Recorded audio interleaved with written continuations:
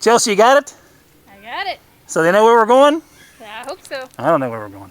Hey everybody, hope everybody's doing really well today. Thank you so much for tuning in today. This is a taped episode, as you might imagine. This is our Zoo Adventures. You have Steve in front of the camera. Chelsea's behind today. Good morning, everybody. Yay! I hope your holidays were fantastic and just what you needed, and you stayed safe. Because we'd love to see you at the park one of these days soon. But since it's winter, we thought, you know what? Let's take our guests through some places in the North Carolina Zoo.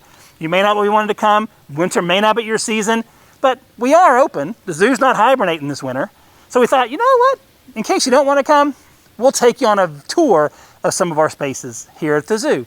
And the desert is where we want to start. Look at this.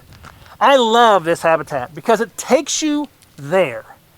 It really sets up a sense of place for our friends when they come to the park. It looks like a desert. Desert plants, desert substrate, desert ground, rocks. It looks like a desert.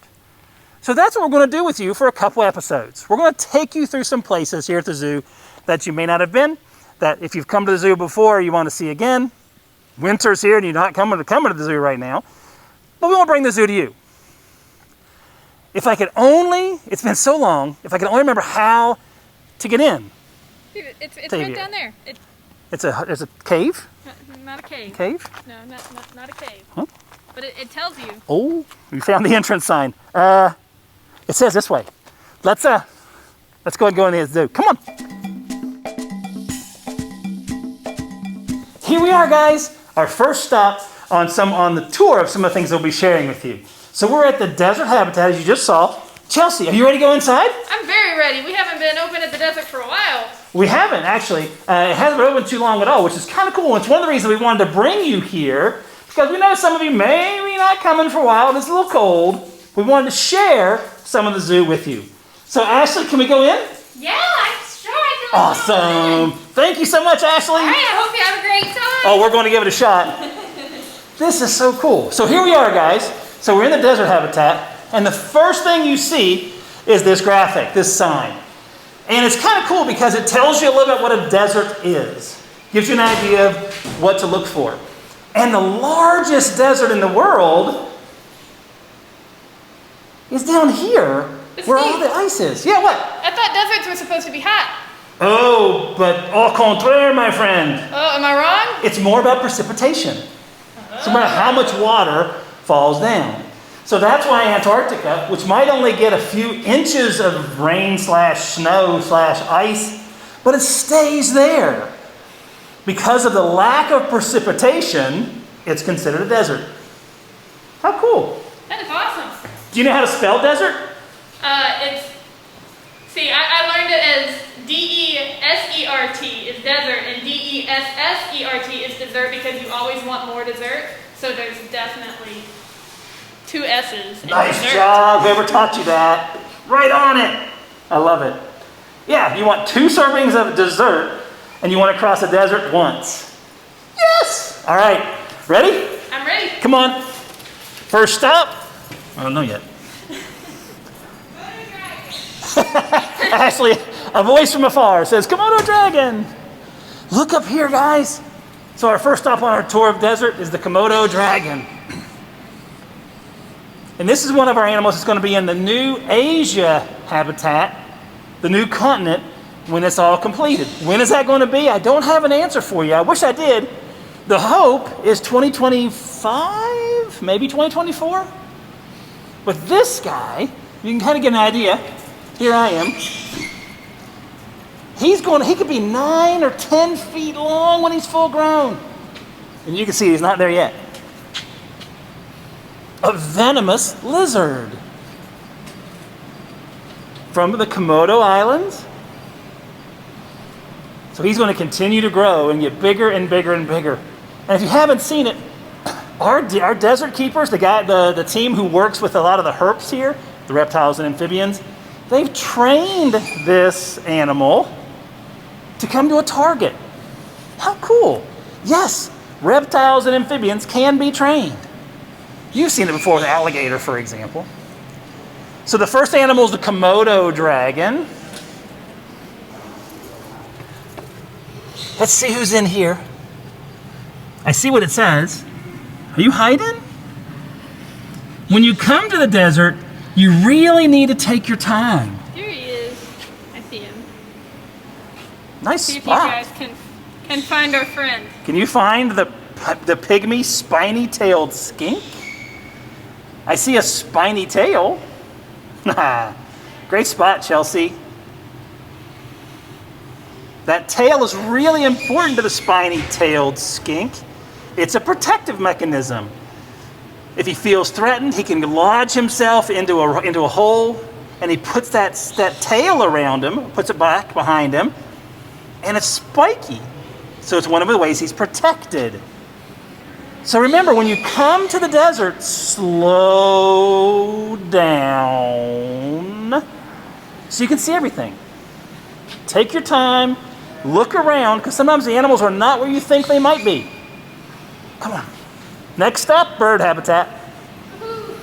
Oh, you are a bird nerd. I forgot. You are a bird nerd.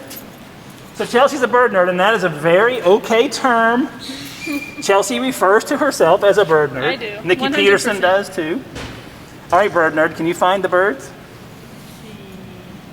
You found the spiny-tailed skink. The burrowing owl is oftentimes near the ground. And oh, I see him. Can you see the roadrunner?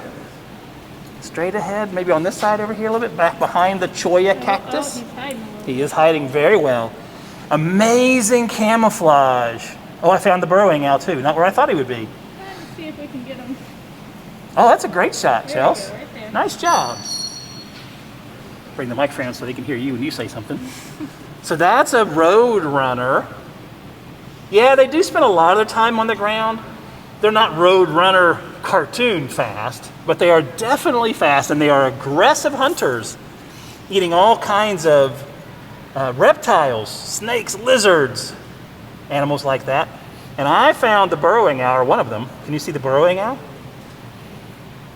Dead ahead. About 1 o'clock on the cholla. Didn't say I was a great bird. Right? See that cholla that goes this way? See, Nice. Bird camouflage is insane. Right? Amazing camouflage. But look at the long legs on the burrowing owl. Tells you this animal's not really going to be, now they can fly just fine, but they do spend a lot of time on the ground. So both the roadrunner and the burrowing owl spend time on the ground. And the burrowing owl does go into burrows. How cool is that? It's a bird that goes into burrows. As you've probably guessed by now, this is a taped episode, but we're there answering your questions, answering your comments, so please don't hesitate to give those out to us. We're in the desert habitat today, and we're just doing a walk around, just doing a little tour of the space to give you guys a chance to kind of get away a little bit. We know not everybody can come to the zoo right now.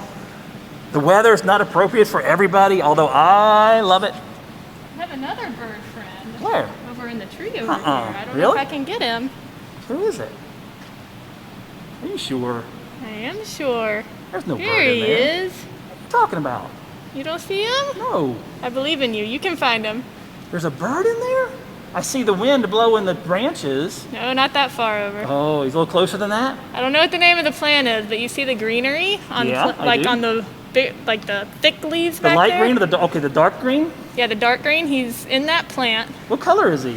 He's a dark gray or almost Oh, black. I do see him. How did you see that bird in there? He flew in. Oh, he did. So you were able to see that. So you're watching, looking for behavior sometimes Absolutely. when you're out bird watching. Oh, I see a dove. I didn't mean to come away from that guy, but that's a great shot. Of course, you're going to leave, aren't you? Yep. His little head's poking up. You can still see his little head. Yeah. That's a white-winged dove, I believe. I believe that's who's in here. So there are some free flight birds in the aviary. People often say, oh, you got a bird that's free. Well, we do, and they're free flight. They can fly as they go, wherever they wish, and we're going to keep our eyes out for those. Next over here is an open top habitat. Oh, right in front of us.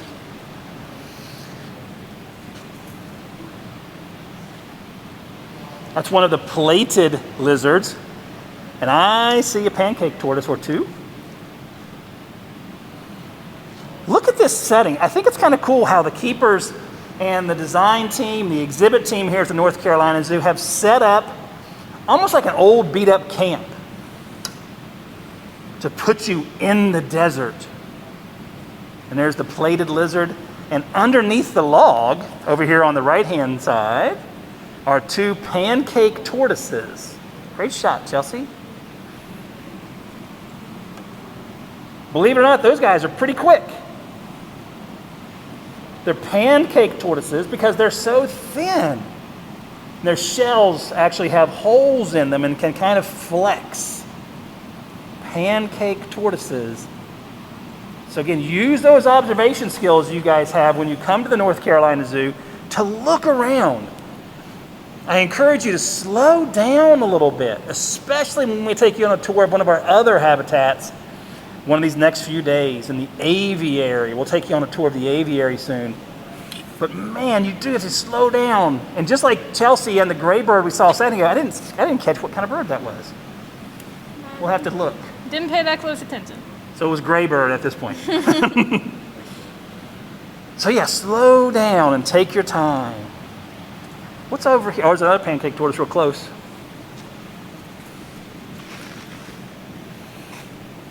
Broken pot. It may just look like a broken pot to you guys. That's actually either a UV or a heat lamp. So inside of that pot is a UV or a heat lamp, one of the two. I don't know which it is here. How cool. Breaking things up. There's a girdled lizard kind of towards the back as well.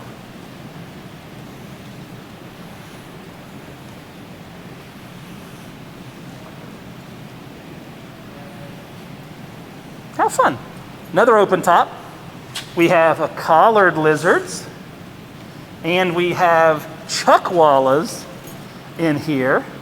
And because Chelsea is amazing with the camera, watch this picture. Oh, the chuckwalla just ran away.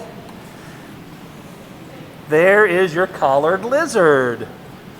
And the chuckwalla, I'm going to point over here and tell me if I'm pointing in the right place. See this hole right here? Oh, no, you're too, nope. So right in here is where he went right underneath there. I was watching him. He was over here with the collared lizard. He saw us and he went, nope, I'm out. Oh, and there's his head. Can you see it over here? He's like, I see you. Do you see me? Nice shot. I see you. Chuckwalla. Another animal. He stores a lot of fat in his tail. He's going to go to sleep. So just another one of the really neat habitats here at the North Carolina Zoo. And again, you've really got to keep your eyes open. Can you show them lunch? Man, that's a big salad. Isn't it? I don't think I could eat all of that. You can eat all that? Oh, Chelsea, I have faith in you. That's a lot of salad. Yeah, it is. More of that really good for you food. Remember, all the food at the North Carolina Zoo is restaurant grade or restaurant quality. That is really food that you would find in a restaurant. That's the style of food. It's that quality. A little behind the scenes information for you. I love this kind of movie. Can you show them the rock over there? That big, long, skinny rock? There you go. Looks like you have an idea what you're doing. One in the very back? Yep. That is petrified wood. Can you see that? Right there in front of you. That's petrified wood, guys. How cool is that? Neat. Okay. Let's see what else we can find. Oh, here might be a hint on what that bird was. Oh, I bet it was a house finch. So here's some of the free flight birds in the aviary, in the desert. So we were right on this one. We were right on the white-winged. You think it was? I do. I think I saw a little bit of red when he was flying. Oh, okay. So. This might be hard to shoot here. Death feigning beetles. Any chance you can get the death feigning beetles in there, Chelsea? Again, we're just trying to show you some of the animals here at the North Carolina Zoo. You can see the habitat. You can see the habitat. Oh, that's really glary. What if I got in the way? Can I help at all? No? All right, Not well. a great shot, but. But trust us, They're there. death feigning, and that's what they are, death feigning beetles. They'll act dead if they feel threatened. This place looks like a desert. This is probably my favorite space, guys, at the North Carolina Zoo as far as the habitat, mainly because I have only been to a desert one time, and it wasn't a real sandy desert at that. So when I come here, I feel like I'm being transported to place. I feel like the North Carolina Zoo has taken me to a desert in the desert habitat. And that's something we're really proud of the work here at the zoo. Able to take you somewhere else. Kind of suspend that belief that you're in Asheboro, North Carolina, but you're in a desert. Somewhere, anywhere. Open top habitat again with more reptiles. Monitors and skinks. We have a blue-tongued skink in there. While Chelsea looks for those, I want to see if I can see our other bird over here. I'm more the reptile guy, and Chelsea's the bird guy, maybe bird gal. Maybe I should have brought her over here. The crazy thing about these animals is just how good they have it. We've got our skink friend over there. Oh yeah, walking. Watch the tongue. Watch the tongue. His namesake. Yeah. In our world, we have one as an animal ambassador. Watch that tongue. Blue tongue skink. Did you see the tongue? I wonder why. You guys wonder why it has a blue tongue? It's actually kind of a cool reason. We're not 100% sure. How's that for a reason? But we do think that blue is a very unique color in the wild. There's not a whole lot of animals, not a whole lot of plants that are really blue. And their mouth, when they open it, is kind of white or cream color. Maybe maybe you guys have heard of the cottonmouth. So when this guy opens his mouth up or flashes that blue tongue, it's like, whoa, what is that? And it gives a predator a moment of, what is that? Giving this guy just enough time to get under a log or a rock. Just enough time to get away. You're going to be challenged on this next one, Chelsea. Yeah, I already see him. How'd you do that? I'm good like that, Steve. You're good like that? I'm good like that. All right, let's see if you can catch the Kookaburra. I don't do my best. These are one of my favorites. Are they? Yeah. They are neat. So you guys need to sing the Kookaburra song. Look at you sneaking right in there. Can you do that? Can you get it? Pretty bad glare, but he's there. At least I can. What if you can you try over here? Just because I was looking at him from his angle. Maybe over here? Is that any better at all?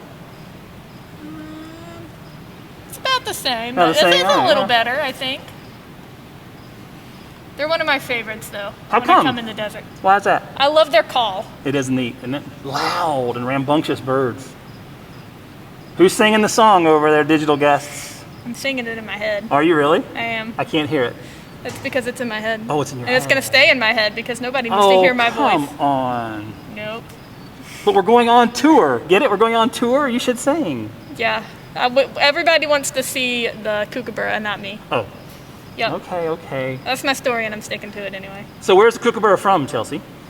Are they Australian? No, they are Australia. Yep. Are they? I'm not 100% sure sometimes. I think they are. Oh, wait here. I got a sign right here. That tells me Australia. I was saying, that's the first time. Australia, laughing Kookaburra. It says their loud, unique calls help identify territorial boundaries. They mate for life. The sexes take turn on the nests, and older offspring actually help raise the young. Cool. Who knew? Let's continue. What about you, Chelsea? You like this habitat? I love this habitat. Do you? It's beautiful. Oh, I see an animal that's out. Let's go see the porcupine. Do you guys remember Kelly, the porcupine? Kelly did a walk with us a long while back. There's Kelly. Kelly's a Cape porcupine. Look at those amazing quills. Look, she's sniffing around. I bet they put enrichment in there for her. You guys remember enrichment? That stuff that we provide where we challenge the animal's mind, we challenge them physically to do behaviors as they might, I'm gonna get out of as they might in the wild. Those quills are actually modified hairs. The quills on the head there, those are just long hairs, but the quills themselves are really modified hairs. If they're a modified hair, can they shoot them? Oh, fantastic, Chelsea, thank you. Can they shoot their quills? It's hair. Can they shoot their quills if it's hair? Give you a second or two to think about that. And this applies not only to the Cape porcupine here, but the North American porcupine as well. Can they shoot those quills? And the answer is... No! Good job! Woo! Digital guests have spoken through Chelsea. No, they cannot shoot them. However, sometimes they're attached very loosely to the skin. And if they rattle and kind of shake back and forth, some of the quills may fall out. So it may look like they're being shot, but they're just falling out because, like our hair sometimes, it falls out. I just heard the white-headed buffalo weaver, and I wish we could see the white-headed buffalo weaver. That's a neat bird. You stay there for a second, Chelsea. I'm going to see if I can see that. If it's worth looking for. Yeah, Birdwatching 101. You can hear the bird. Can you see the bird? Hey, but that's a good point, though, because What's that? sometimes you can only hear the bird and not see it, Oh, that is true. even out in nature. Yeah, I don't see him right now. All right. Whew. There he is again. Silly bird. Let's go into the canyon. Going to enter the canyon part of this desert habitat. Into the canyon we go. Do you have your water? You have your canteen? Cell phone charged? Got your tent, your pup tent? First animal, tarantula. So now we're in the canyon spot of the North Carolina Zoo's desert habitat. Still in the same spot. So that's a desert tarantula.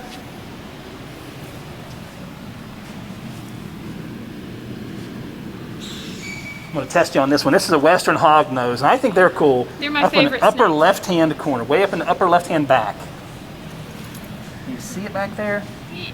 They're one of my favorites. How come? Because of their cute little snoots. They have cute little snoots. Look at that cute little thing. How can you not love that? And they actually play dead, guys. This is the snake, the hog nose, the eastern or the western for that matter. Both of them will play dead if they feel threatened. They'll roll over on their back, their tongue will hang out, they'll hiss and they'll make weird noises and they'll writhe like they're dying and eventually stop moving until the threat passes. So they literally behave like they're dying and then they stop moving like they are dead. How cool. The western hog nose. Neat. I didn't see, oh, I can see this one too. He's right over there.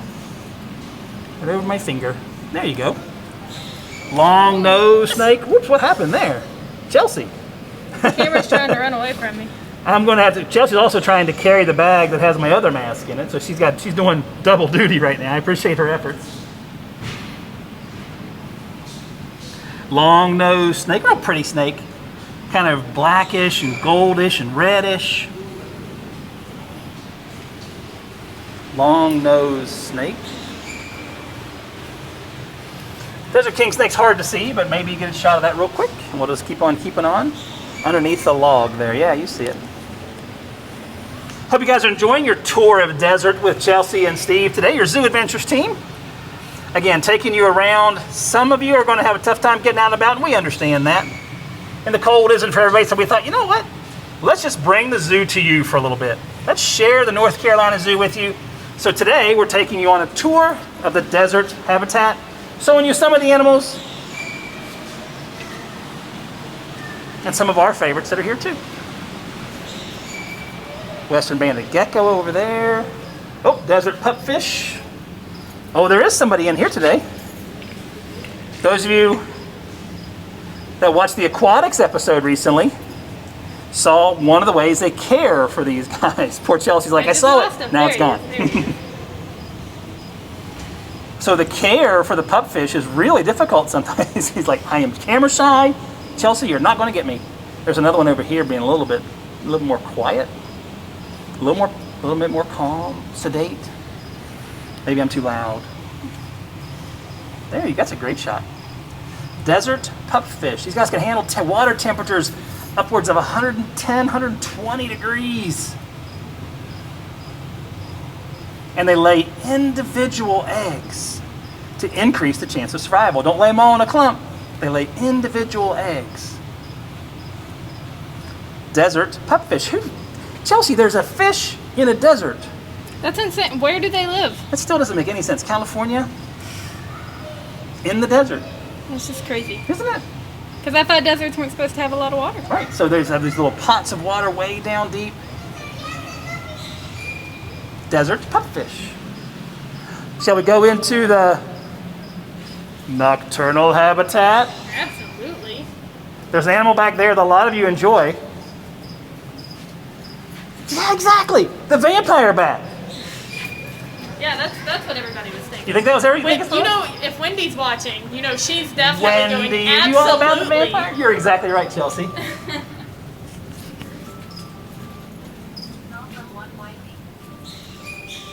Well, there's a very rookie error. I didn't turn my phone off, so it's ringing right now. So I apologize for that. You can see a little bit of the banded rock snake in there.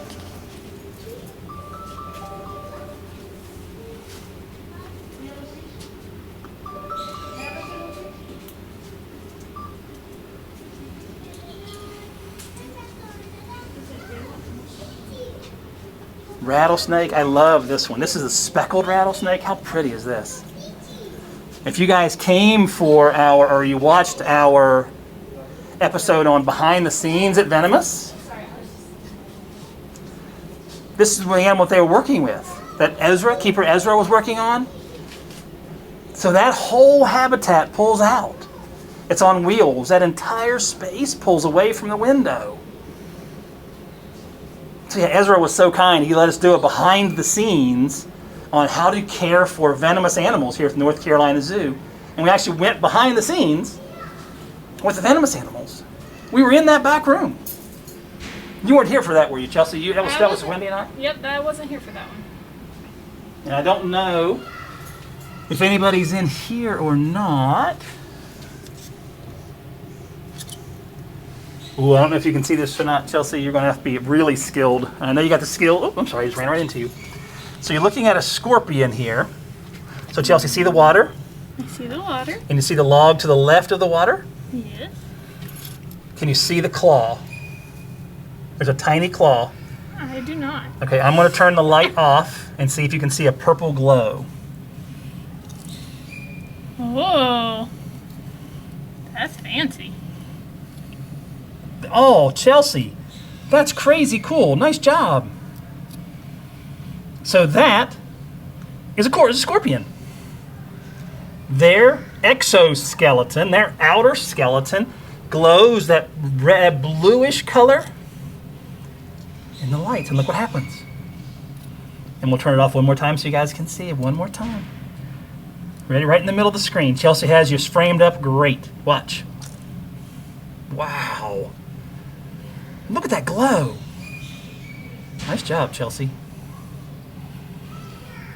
Why do they have that? Again, science isn't 100% sure, but maybe they can somehow see that in themselves or other animals and be aware of the UV light, that ultraviolet light that might be present. So here we go. We have a couple more things to share with you before this episode is over. When you come to the zoo, pay attention to this a little bit, because it's here for a reason. See the sentence?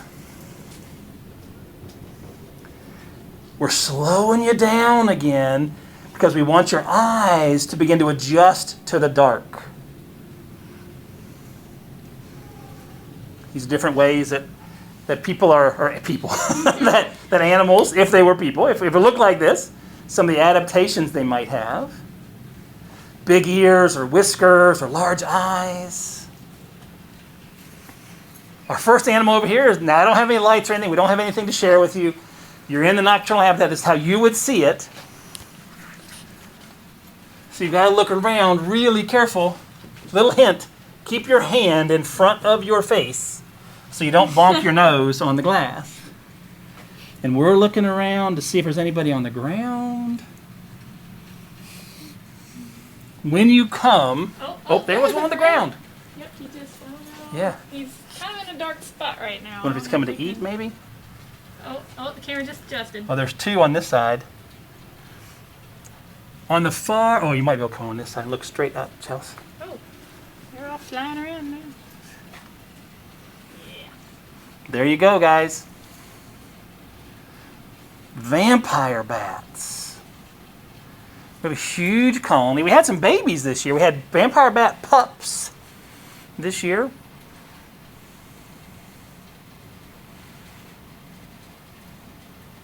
Blood is their diet.